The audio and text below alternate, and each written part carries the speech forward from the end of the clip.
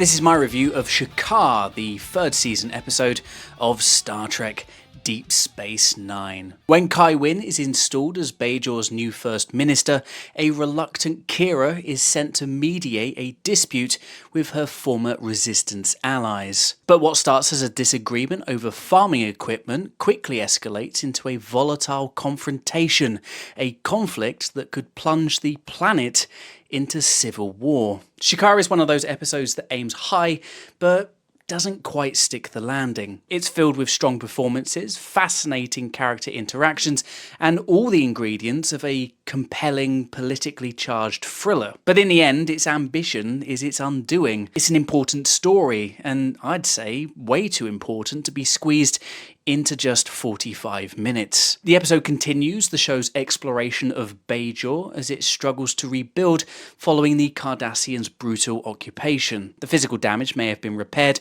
but the societal wounds may never heal. Recovery is slow, trust is fragile, and power, once tasted, can be a very dangerous thing. These are weighty themes that tap into some of the darkest chapters of our own history, and as per usual, the show does a great job weaving them into its narrative. The story opens with something of a power grab. Kai Wynn, played to passive-aggressive perfection by Louise Fletcher, has installed herself as Bajor's First Minister after the previous one dies. And it's not long before she's looking to use that power, seeking to assert her authority over a group of farmers in a province that's struggling to rebuild. There's just one problem though. These farmers are led by Shakaar, a former resistance fighter who refuses to return the soil reclamators that were promised to them, beginning a tense standoff that soon threatens to escalate into war. On paper, this might sound a bit dull. An argument over agricultural equipment doesn't exactly scream must-watch TV, but in typical DS9 fashion, the episode excels at finding the tension lurking beneath the surface. Louise Fletcher returns for her sixth appearance as Kai Wynn and delivers another masterclass in skin-crawling smugness and just generally being a bitch. Her early exchange with Kira is a standout moment of the episode. More than ever, Wynn seems intent on pushing the Major to her limit, every utterance of "my child" feeling increasingly condescending and petty. And you can clearly see Kira biting her tongue, desperately trying to hold it together in front of someone she clearly can't stand, who just happens to now be the most powerful person on Bajor. Another thing that makes this so interesting is the ambiguity around Wynn's motives. On the surface, reallocating the soil reclamators to a more desperate region of Bajor sounds like a logical move. The planet is still in recovery, and so hard choices have to be made. She might be right doing what she's doing, but yet the questions of her motives remain. Is Wynn acting out of duty, trying to prevent famine and actually do right by the people? Or is she just exploiting justification to go after Shakaar and the other resistance members before they can challenge her? The answer is probably both. Forced to do the Kai's bidding, at least initially, is Kira, and this is another solid episode for the character. Nana Visitor delivers another strong performance, once again showcasing her range from fiery intensity to her quieter, more vulnerable and thoughtful side. The episode continues to dig into one of the character's long-running conflicts. Does she continue to serve the fragile new government and rebuild her homeworld, or does she choose the people and resist what is clearly becoming a corrupt system? Her chemistry with Shakaar also adds another dimension, with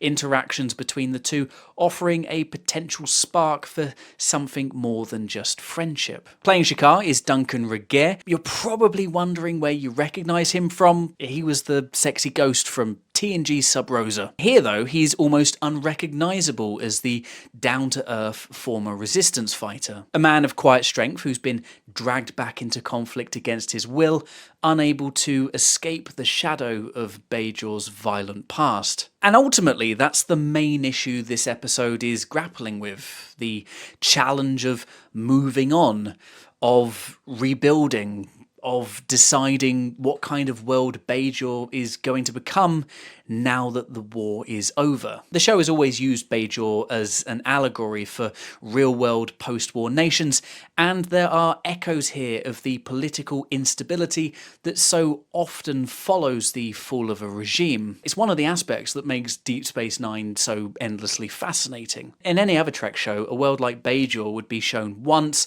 maybe mentioned in passing a couple more times, and then that would be it. But on this show, we're stuck here, forced to reckon with the painful uncertainty of a world struggling to rebuild, susceptible to people like Wynn using the chaos to further their own agenda at the cost of the safety and security of the innocent. Does this remind you of anything going on right now? Unfortunately, while a lot of this is strong, the episode is let down with some flawed execution. The biggest problem is that it all feels way too rushed. This episode is sowing the seeds for a potential outbreak of a Bajoran civil war. This is massive, potentially even series-defining, and yet it's all mostly resolved within 45 minutes. The entire situation is just far too compressed. This storyline could, and arguably should, have played out over several episodes. Hell, what we get here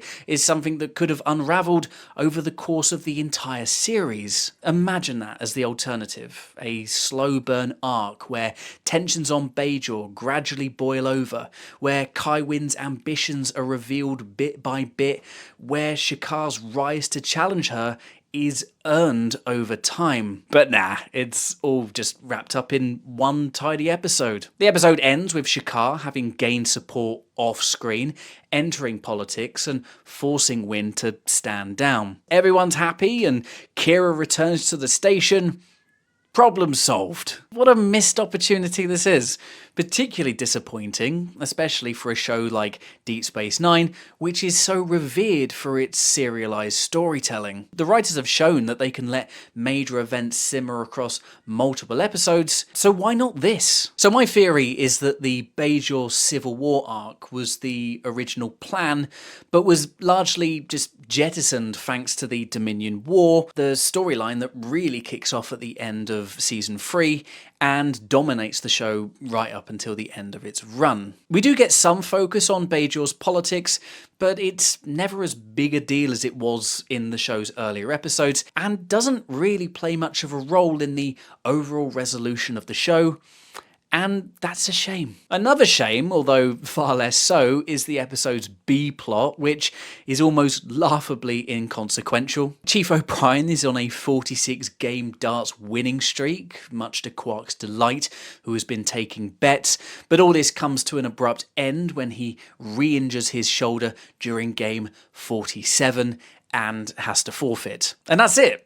That's the subplot. Not exactly memorable stuff, this, although the nod to 47 is pretty funny. Shakaar feels like a missed opportunity. The ideas are rich and the setup is strong, but the whole thing just wraps far too quickly. It resolves a potentially series-defining Bajoran crisis in less than an hour, and that feels like a disservice to the story the show is trying to tell. Still, there's a lot of good stuff here. The performances are reliably solid across the board. We do get some good development for Kira with the further redefining of her past and a few nice moments with her old Resistance comrades, as well as the introduction of Shakaar and his political journey, which does come with implications in later episodes. And of course, Louise Fletcher is great as always, and elevates just about every scene she's in. A good episode, but one that squanders its potential to be great, and for that reason, I'm giving Shakaar